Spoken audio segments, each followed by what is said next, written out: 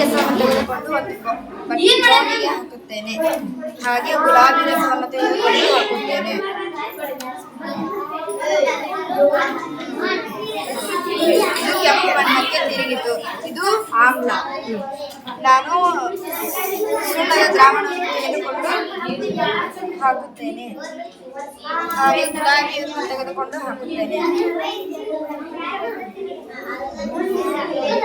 ಇದು ಹಸಿರು ಬಣ್ಣಕ್ಕೆ ತಿರುಗಿತು. ಇದು ಪ್ರತ್ಯಾಮ್ಲ. ಗುಡ್.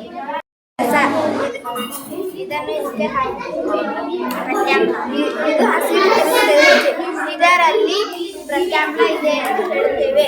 ಇದು ಗುಲಾಬಿ ರಸ. ಇದಕ್ಕೆ ಹಾಕಿದರೆ ಇದು ಕೆಂಪು ಬಣ್ಣಕ್ಕೆ ತಿರುಗುತ್ತದೆ. ಇದರಲ್ಲಿ ಆಮ್ಲ ಇದೆ ಎಂದು ತಿಳಿಯಬಹುದು.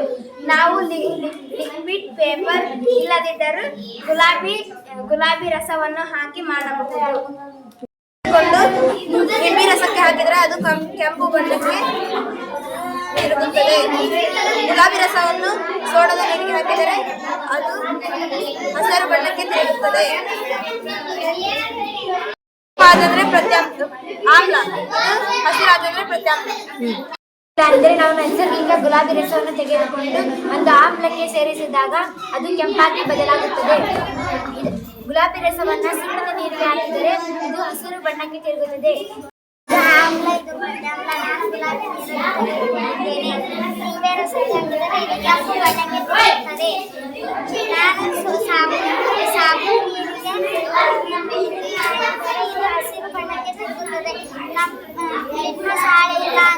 ನೈಸರ್ಗಿಕವಾಗಿ ಗುಲಾಬಿ ನೀರನ್ನು ಬಳಸಬಹುದು.